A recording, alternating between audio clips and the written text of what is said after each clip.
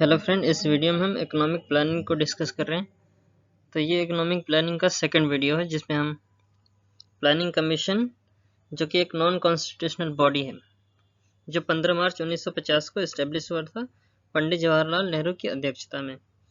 तो इसके previous video में हमने 6 प्लानिंग 5 ईयर प्लान को डिस्कस किया था। फिर इसके बाद करंट वीडियो में हम 7 से लेकर 12 तक जो रिमेनिंग 5 ईयर प्लान है उसको डिस्कस करेंगे। 7th 5 ईयर प्लान जो 1985 से लेकर 90 तक चला था, जिस समय पीएम राजीव गांधी 1985 से लेकर 89 तक थे। टारगेटेड ग्रोथ 5% और अचीव ग्रोथ रेट 6% का था, जो बेसिकली सेल्फ सफिशिएंट इकोनॉमी और eradication of poverty and unemployment पे बेस्ड था। मतलब गरीबी हटाओ और एम्प्लॉयमेंट बढ़ाने पे बल दिया गया। तो mainly focused on information technology, और सबसे पहली बार जो कंप्यूटर इंडिया में आया था वो राजीव गांधी की सरकार में आया था, साउथ इंडिया में। उसके बाद इंदिरा आवास योजना को लॉन्च किया गया 1985 में, और प्रेजेंट में ये पीएम आवास के नाम से जाना जाता है।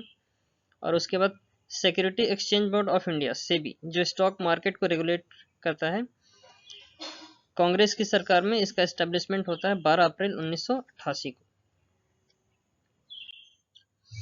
फिर उसके बाद इकोनॉमिक रिफॉर्म्स 1990 से लेकर 92 तक होता है, जिसमें प्रधानमंत्री वीपी सिंह थे, जो 89 से लेकर 90 तक थे।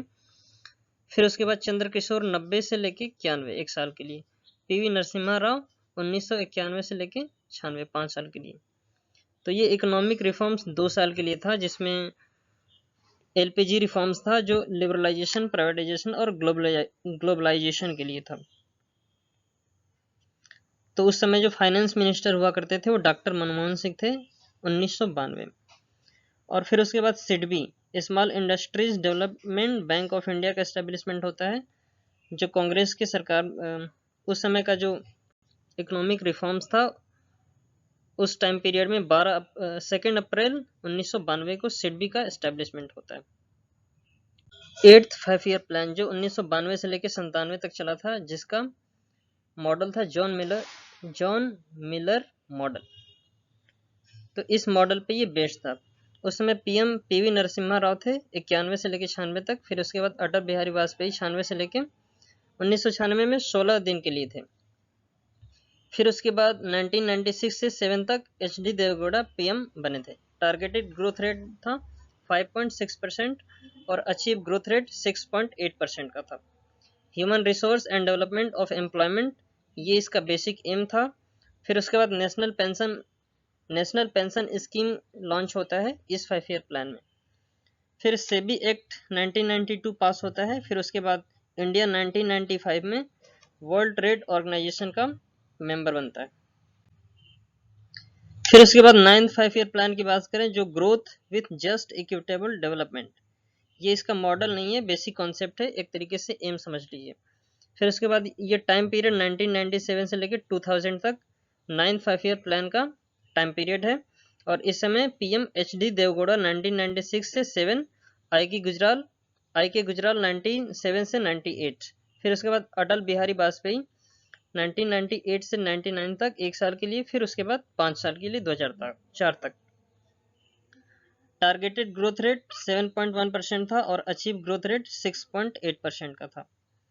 गवर्नमेंट वेलफेयर स्कीम्स की बात करें, जो 25 दिसंबर 2000 को लॉन्च हुआ था, तो उसमें सबसे पहला जो है पीएम ग्राम सड़क योजना, जो अटल बिहारी वाजपेयी की सरकार में स्टार्ट होता है।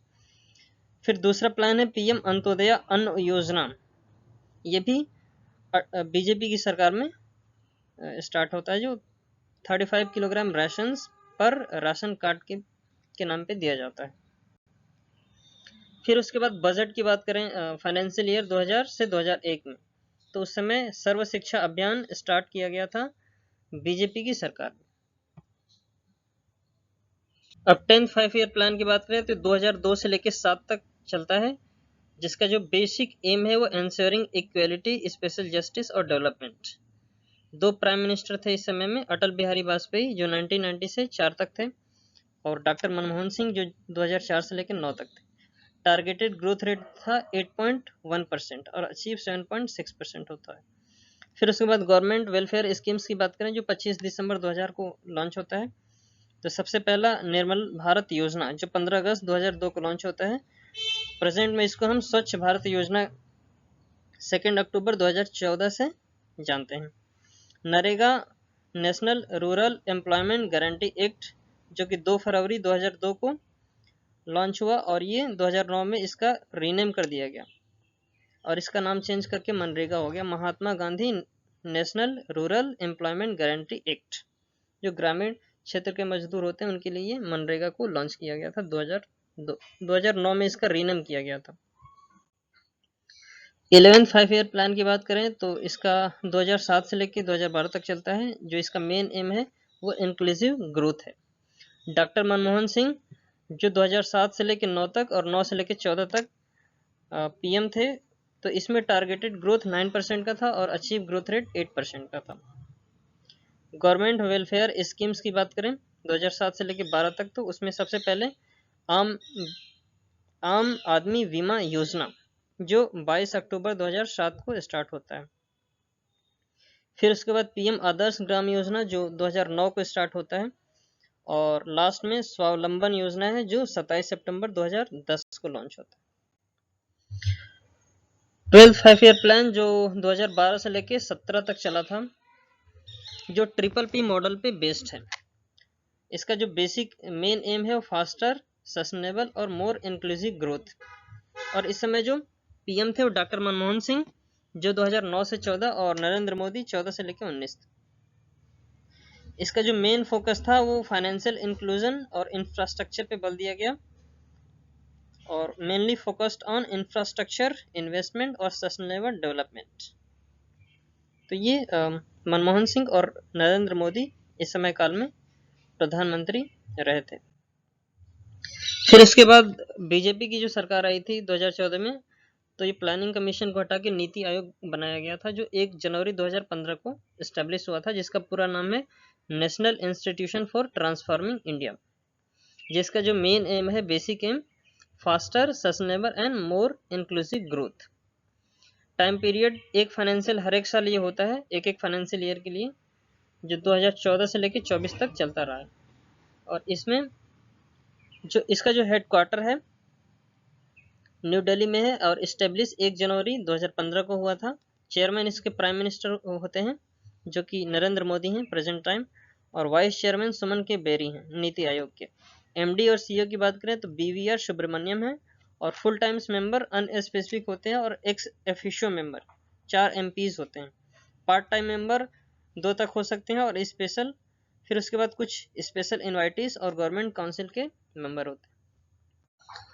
नीति आयोग एक एडवाइजरी थिंक टैंक बॉडी है जबकि प्लानिंग कमीशन एक नॉन कॉन्स्टिट्यूशनल बॉडी है। नीति आयोग के जो मेंबर होते हैं वो प्राइम मिनिस्टर के द्वारा अपॉइंट होते हैं जिन्हें हम सीईओ चीफ एग्जीक्यूटिव ऑफिसर कहते हैं, जबकि प्लानिंग कमीशन में जो मेंबर अपॉइंट होते हैं वो यूजुअल प्रोसेस के थ्रू अपॉइंट होते हैं। नीति आयोग का जो अप्रोच है बॉटम अप अप्रोच है जबकि प्लानिंग कमीशन का टॉप डाउन अप्रोच है। तो इसमें क्या होता है कि it doesn't have power to allocate funds which are vested finance ministry. इसमें जो फंड का एलोकेशन होता है वो फाइनेंस मिनिस्ट्री के द्वारा होता है नीति आयोग में, जो फाइनेंस मिनिस्टर करता है। जबकि प्लानिंग कमीशन में क्या होता है, it has power to allocate funds to minister and government. तो प्लानिंग कमीशन के पास फंड एलोकेट करने का पावर होता है। So this is all about in this video. Thanks for watching. Thank you so much.